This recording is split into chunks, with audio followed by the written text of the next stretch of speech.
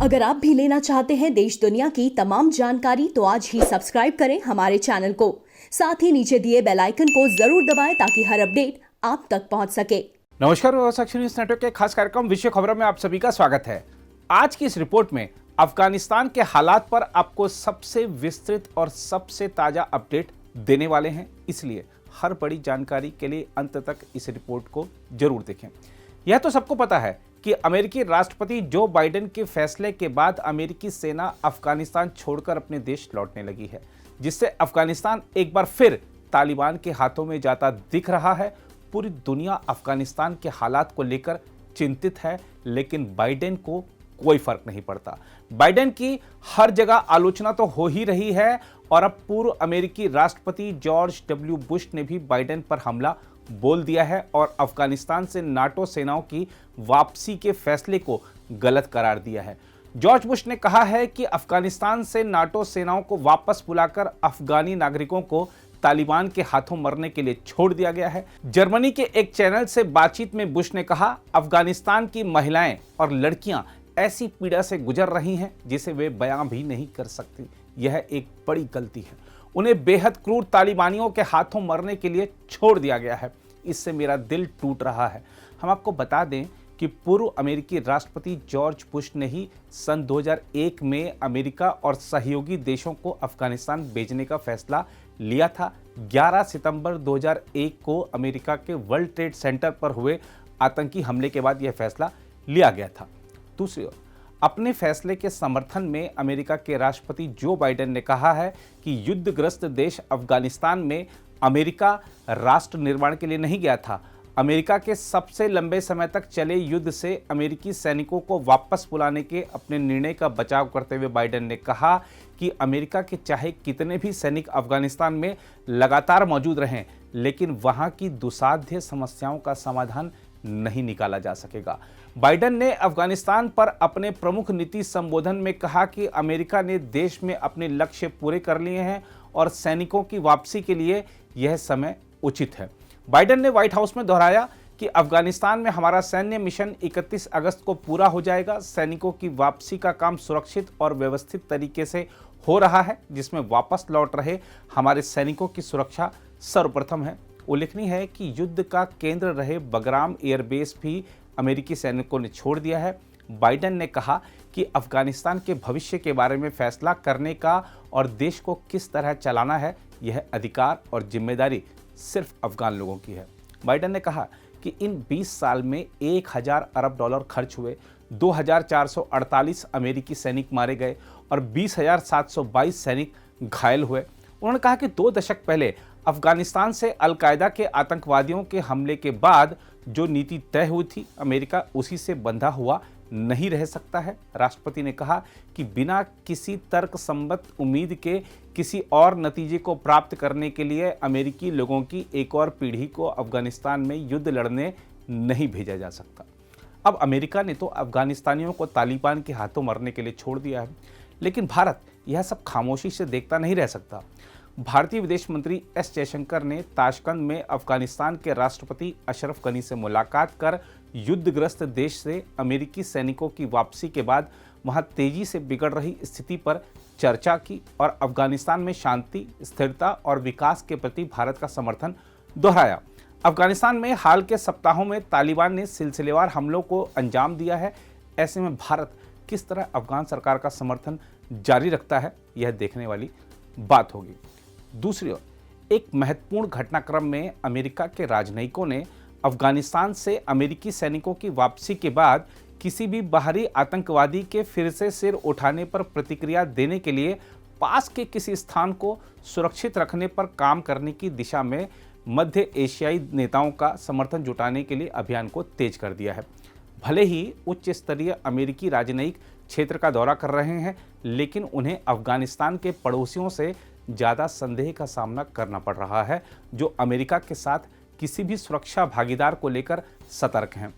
यह 2001 के ठीक उलट है, जब मध्य एशियाई देशों ने अपने अपने क्षेत्र अमेरिकी सैन्य अड्डों, सैनिकों और अन्य पहुंच के लिए उपलब्ध कराए थे, जब अमेरिका अफगानिस्तान में अलकायदा द्वारा रची गई 9/11 की साजिश का जवाब देने की तैयारी में था। पूर्व अमेरिकी राजनयिकों का कहना है कि अफगानिस्तान में केवल कुछ हद तक सफल युद्ध और क्षेत्रीय और वैश्विक स्तर पर अमेरिकी जुड़ाव में व्यापक रूप से उतार चढ़ाव के वर्षों बाद भरोसेमंद दीर्घकालिक साझेदार के तौर पर अमेरिका को लेकर अविश्वास की भावना है। ऊपर से रूस ने इस हफ्ते कह दिया है कि उसके प्रभुत्व वाले मध्य एशियाई क्षेत्र में स्थायी अमेरिकी सैन्य अड्डा अस्वीकार्य होगा। दूसरी ओर पाकिस्तान ने बलूचिस्तान प्रांत से सटी अफगानिस्तान की सीमा के प्रमुख रास्ते को बंद कर दिया है। अफगानिस्तान में तालिबान लड़ाकों द्वारा महत्वपूर्ण स्पिन बोल्डक क्रॉसिंग पर कब्जा जमाने की रिपोर्ट के बाद पाकिस्तान ने यह कदम उठाया है। चमन के सहायक आयुक्त आरिफ काकर ने मीडिया को इस बात की पुष्टि की कि अफगानिस्तान से सटे चमन बॉर्डर पर मैत्री द्वार रास्ते को बंद कर दिया गया है। इस बीच एपी की खबर के मुताबिक तालिबान ने पाकिस्तान से सटे अहम रणनीतिक बिंदु स्पिन बोल्डक पर अपना नियंत्रण होने की घोषणा की है। तालिबान के प्रवक्ता जबीहुल्लाह मुजाहिद ने एक वीडियो ट्वीट किया जिसमें कथित तौर पर तालिबानी लड़ाके दक्षिण पूर्वी शहर स्पिन बोल्डक में नजर आ रहे हैं। वहीं अफगानिस्तान की सीमा से सटे पाकिस्तानी शहर चमन के लोगों ने भी सीमा रेखा के पार तालिबान के झंडे लहराते देखे और तालिबानी लड़ाकों के वाहन भी देखे गए। उल्लेखनीय है कि स्पिन बोल्डक पाकिस्तान के चमन शहर से सटी अफगान सीमा का एक अहम रणनीतिक बिंदु है जिसके जरिए दोनों देशों के बीच बड़े स्तर पर व्यापार होता है। सोशल मीडिया पर वायरल तस्वीरों में इस अहम बिंदु के आसपास तालिबानी लड़ाकों का नियंत्रण होने का दावा किया गया है। हालांकि अफगान सरकार के अधिकारियों ने इसका खंडन किया है और कहा है कि स्पिन बोल्डक उनके नियंत्रण में है। इस बीच अफगानिस्तान के पहले उपराष्ट्रपति अमरुल्लाह सालेह ने ट्विटर पर पाकिस्तान की पोल खोलते हुए कहा है कि पाकिस्तान वायुसेना कई इलाकों में तालिबान को नज़दीकी हवाई सहायता प्रदान कर रही है। अमरुल्लाह सालेह ने बताया, पाकिस्तानी वायुसेना ने अफगान सेना और अफगान वायुसेना को चेतावनी जारी करते हुए कहा है कि स्पिन बोल्डक क्षेत्र से तालिबान को हटाने के किसी भी कोशिश पर पाकिस्तान वायुसेना का सामना करना होगा। अब अफगानिस्तान में जो कुछ हो रहा है उस पर चीन क्या सोचता है, तो चलिए आपको यह भी बताई देते हैं। चीन ने अफगानिस्तान से अमेरिकी और नाटो बलों की वापसी का स्वागत किया है और कहा है कि इससे देश को अपने लोगों की नियति अपने हाथों में लेने का एक नया मौका मिलेगा। चीन ने साथ ही विद्रोही तालिबान से आतंकवादी समूहों के साथ सभी तरह के संबंधों को खत्म करने का आह्वान भी किया है। चीन ने अफगानिस्तान में आक्रामक गतिविधियां तेज कर रहे तालिबान संबंधी अहम नीतिगत बयान में संगठन से विशेषकर ईस्ट तुर्किस्तान इस्लामिक पार्टी यानी ETIM समेत सभी आतंकवादी बलों से पूरी तरह संबंध तोड़ने को कहा है। हम आपको बता दें कि अल कायदा समर्थित उइगर मुसलमान आतंकवादी समूह ETIM चीन के शिनजियांग प्रांत की आज़ादी के लिए संघर्ष कर रहा है। चीन ETIM के सैकड़ों लड़ाकों को लेकर चिंतित है। ETIM उइगर मुस्लिम बहुल शिनजियांग प्रांत में विद्रोह भड़काने की कोशिश कर रहा है। शिनजियांग की सीमा पाकिस्तान के कब्जे वाले कश्मीर और ताजिकिस्तान से भी लगती है। उधर तालिबान ने कहा है कि वह चीन को अफगानिस्तान के मित्र के रूप में देखता है और बीजिंग को आश्वस्त किया है कि वह अशांत शिनजियांग प्रांत के उइगुर मुस्लिमी चरमपंथियों को अपने यहाँ पनाह नहीं देगा। मीडिया में आई एक खबर में यह जानकारी दी गई है। यह भी खबर है कि अफगानिस्तान में चीन बड़े पैमाने पर निवेश करने की सोच रहा है क्योंकि वहां अब तक दोहन नहीं किए गए तांबा, कोयला, लोहा, गैस, कोबाल्ट, पारा, सोना, लिथियम और थोरियम का विश्व का सबसे बड़ा भंडार है। दूसरी ओर संयुक्त राष्ट्र की शरणार्थी संबंधी मामलों की एजेंसी ने बताया है कि अफगानिस्तान में असुरक्षा तथा हिंसा के कारण जनवरी से करीब 2,70,000 लोग विस्थापित हुए हैं।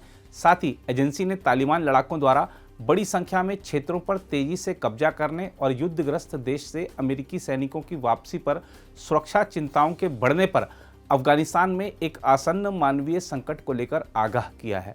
संयुक्त राष्ट्र शरणार्थी उच्चायुक्त कार्यालय ने कहा, अफगानिस्तान में बढ़ते मानवीय संकट के कारण मानवीय पीड़ा और नागरिकों के विस्थापन में वृद्धि हुई है। एजेंसी ने कहा, हालिया सप्ताह में अपने घरों से भागने के लिए मजबूर परिवारों ने इसके लिए बिगड़ती सुरक्षा स्थिति को बड़ा कारण बताया है।